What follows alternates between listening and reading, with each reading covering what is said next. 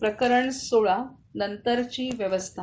प्रकरण 16 नंतरची व्यवस्था. देह ठेवावयाच्या अगोदर सुमारे 1 वर्ष श्री महाराजांनी सर्वांच्या सांगण्यावरून एक मृत्यूपत्र करून ठेवले होते. त्यांनी देह ठेवल्यावर मृत्यूपत्रांत लिहिल्याप्रमाणे सगळी व्यवस्था करण्यात आली. समाधीची व मंदिरांची एकंदर व्यवस्था पाहण्यास पंच नेमले. त्यांची नावे अशी पहिले व मुख्य पंच श्री महाराज, सरपंच श्री ब्रह्मानंद, कार्यकारी पंच श्री आप्पासाहेब बडगावकर, श्री बापूसाहेब साठे आणि तात्या चपळगावकर हे व इतर 2 पंच होते. श्री तात्यासाहेब दामले आरंभी पंच नसले तरी श्री ब्रह्मानंदांचे सरचिटणीस म्हणून काम पाहत असत. श्री आईसाहेबांना महिना 25 रुपये हयात देण्याची व्यवस्था करण्यात आली. भाऊसाहेब केतकर यांनी पंचासाठी 1 वर्षभर गोंदवल्याची सगळी व्यवस्था बघितली. नंतर पंच ती बघू लागले. श्री आनंद सागरांच्या अस्थी श्री महाराजांनी पूर्वी हरदास ठेवल्या होत्या. मी स्वतः त्या बरोबर नेईन असे त्यावेळी श्री महाराज बोलले होते. योग असा आला की हरिपंत मास्तरांनी श्री महाराज व श्री आनंद सागर या गुरुशिष्यांच्या अस्थी बरोबरच नेऊन प्रयागच्या त्रिवेणी संगमात विसर्जन केल्या. इकडे कृष्णेमध्ये देखील त्या टाकाव्या म्हणून अप्पासाहेब बडगावकर, अण्णासाहेब घाणेकर, बाबासाहेब दांडेकर वगैरे मंडळी माहुलीला गेली. तेथील संगमात यथाविधी रक्षा विसर्जन करून ती मंडळी श्री समर्थांच्या दर्शनासाठी सज्जनगडावर गेली. श्री समर्थांची समाधी पाहून श्री महाराजांची समाधी अशाच प्रकारची आपण बांधावी ही कल्पना एकाच वेळी सगळ्यांच्या मनात आली. परत आल्यावर अप्पासाहेबांनी श्री ब्रह्मानंदांना त्याबद्दल विचारले. त्यांना ती कल्पना अत्यंत पसंत पडून काही दिवसांनी समाधी बांधण्याचे काम पण सुरू झाले.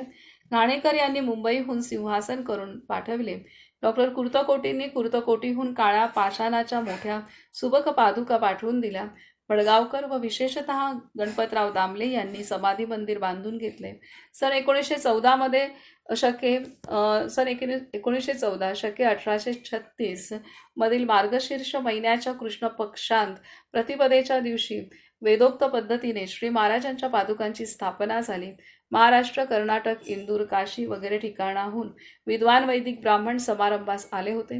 वेदविद्येमध्ये निष्णात असलेल्या ब्राह्मणांच्या वेदघोषामध्ये आणि हजारो ऋणानुबंधी भक्तांच्या नामघोषामध्ये शिष्योत्तम श्री ब्रह्मानंदांनी गोमयाने शुद्ध केलेल्या आणि श्री महाराजांच्या रक्षेने पवित्र झालेल्या स्थानावर पादुकांची स्थापना केली. प्रतिपदेपासून निर्याण दिनापर्यंत म्हणजे दशमीपर्यंत श्री महाराजांच्या पुण्यतिथीचा पहिला उत्सव समारंभ साजरा झाला. 10 दिवस अहोरात्र नामस्मरण, पुराण, कीर्तन, भजन, पादुकांची पालखीतून मिरवणूक, आल्या गेलेला अन्नदान वगैरे कार्यक्रम व्यवस्थित करावेत असा दंडक श्री ब्रह्मानंदांनी घालून दिला. श्री समर्थ संस्थान गोंदवले असे समाधी मंदिराचे नाव ठेवून त्यांनी प्रत्येकाला कामे लावून दिली. दरवर्षी उत्सवाच्या निमित्ताने श्री महाराजांचे भक्त गोंदवल्यास जमतात आणि अनेक प्रकारांनी सद्गुरूंची सेवा करतात. पुष्कळ नामस्मरण आणि प्रेमाने अन्नदान या 2 गोष्टी श्री महाराजांना अत्यंत प्रिय होत्या. आज 80 वर्षे होऊन गेली. महायुद्धासारखी संकटे येऊन गेली. राजकीय परिस्थिती आणि एकंदर समाजस्थिती अमूलाग्र पालटली आणि श्री महाराजांच्या सहवासाला राहिलेली बहुतेक मंडळी निधन पावली. तरी श्री महाराजांना आवडणाऱ्या गोष्टी गोंदवल्यास अव्याहत अजून चालू आहेत. सगुणाची उपासना, नामस्मरण आणि अन्नदान या 3 गोष्टी जोपर्यंत गोंदवल्यास चालू राहतील तोपर्यंत श्री महाराजांचे स्थान अत्यंत जागृत राहील याबद्दल तीळ मात्र शंका नाही. सन 1918 साली श्री ब्रह्मानंदांनी कागवाडजवळ कृष्णाकाठी देह ठेवला. ते ऐकल्याबरोबर आईसाहेबांना अतिशय वाईट वाटले. त्या कळवळून बोलल्या, 5 वर्षांपूर्वी मला काही न कळवता ते गेले.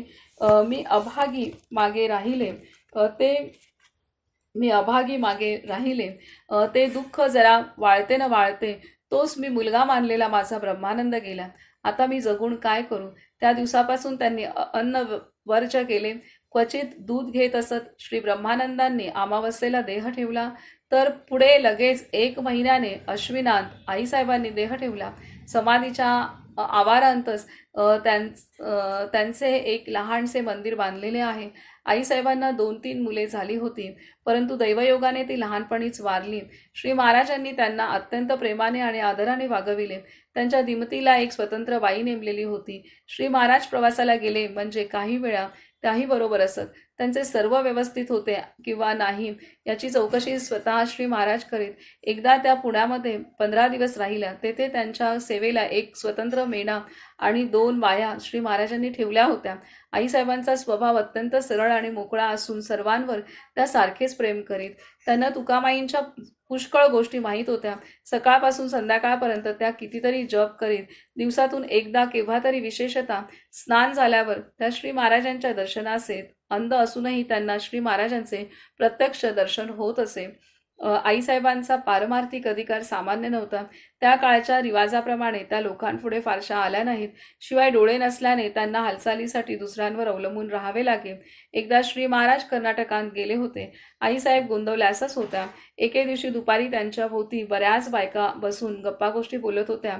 बोलता बोलता एकीने आईसाहेबांना विचारले, आता तिकडे महाराज काय करीत आहेत ते सांगा. क्षणभर थांबून त्या म्हणाल्या, स्वारी आता पाणी पित आहेत. हा विषय तेवढ्यावरच थांबला. काही दिवसांनी श्री महाराज गोंदवल्यास परत आले. वरील प्रश्न विचारलेल्या बाईने श्री महाराजांना प्रश्न केला, महाराज, त्या दिवशी दुपारी आपण काय करीत होता? आपण पाणी पित होता का? त्यावर श्री महाराज हसले आणि बोलले, होय, त्यावेळी मी पाणी पित होतो. पण हे त्या आंधळीने तुम्हाला सांगितले असेल. श्री महाराजांसारख्या थोर ब्रह्मज्ञानी पुरुषाशी साक्षात पत्नी म्हणून संबंध येणे ही काही सामान्य गोष्ट नाही. आईसाहेबांची योग्यता फार मोठी होती, परंतु श्री महाराजांचा प्रकाश एवढा दिपवून टाकणारा होता की त्यांच्या पुढे आईसाहेबांच्या प्रकाशाचे महत्त्व लोकांच्या नजरेत भरले नाही. श्री महाराजांनी आपण होऊन त्यांना निवडले आणि गृहिणी म्हणून घरी आणले. यामध्ये त्यांच्या सौभाग्याचा परमोत्कर्ष झाला यात शंका नाही.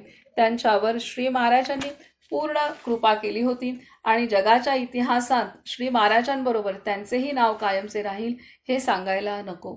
आईसाहेबांनी देह ठेवल्यावर काही दिवसांनी श्री महाराजांचा घोडा जो पताशा त्याने समाधीसमोर येऊन प्राण सोडला याचे एक लहानसे स्मारक समाधी मंदिरासमोर बांधले आहे.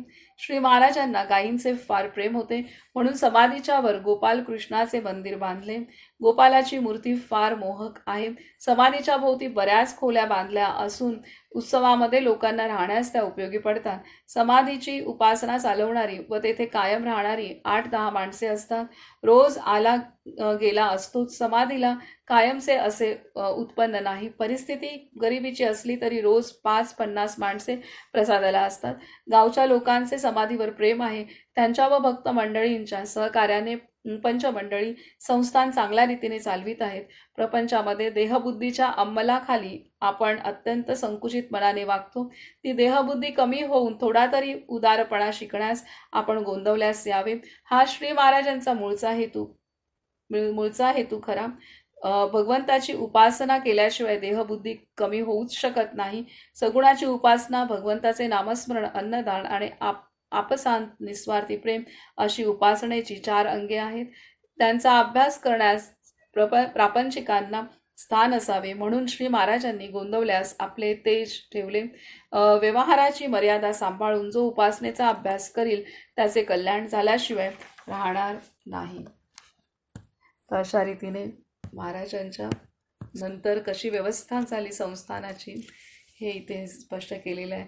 महाराजांच्या पत्नीचं सुद्धा खूप सुंदर वर्णन थोडक्यात, परंतु त्यांची पण पारमार्थिक उन्नती आणि होतीच आणि त्यांची तेवढी योग्यता होती म्हणूनच त्या अधिकारी महाराजांच्या पत्नी होण्यास झाल्या.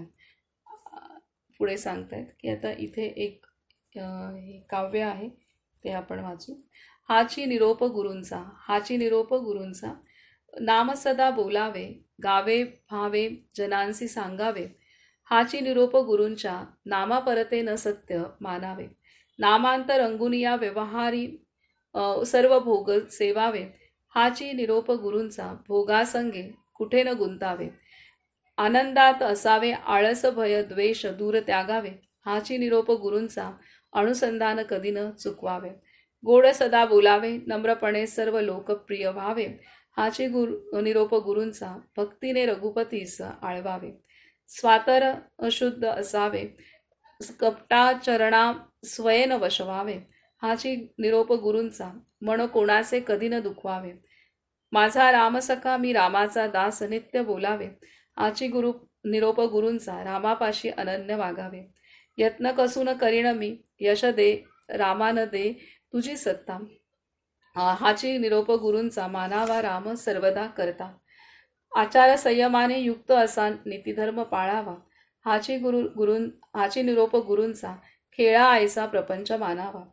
दाता राम सुखाचा, संसारा मान तू प्रभू सेवा, हाची निरोप गुरूंचा, संतोषा सर्वदा मनी ठेवा. स्वार्थ करा साधारे, नित्य तुम्ही नामगायनी जागा, हाची निरोप गुरूंचा, मी पण जाळोनिया जगी वागा. अभिमान शत्रू मोठा, सर्वांना जाचतो सुखाशेने, हाची निरोप गुरूंचा, मारावा तो समूळ नामाने. राज्याधिकार येऊ किंवा जाओ, समस्त धन मान, हाची निरोप गुरूंचा, भंगावे ना कदा समाधान. प्रेमात राम रमतो, प्रेमाला मोल ना जगा माझी, हाची निरोप गुरूंचा, गुरुरायाला तहान प्रेमाची. जानकी जीवन स्मरण, जय जय राम. हे हाची निरोप गुरूंचा खूप सुंदर काव्य आहे. इथे आपण थांबूयात आणि उद्यापासून महाराजांची शिकवण हे 17वं प्रकरण आपलं सुरू होईल. महाराजांचं नामस्मरण आपण करूयात. श्रीराम जय राम, जय जय राम. श्रीराम जय राम, जय जय राम.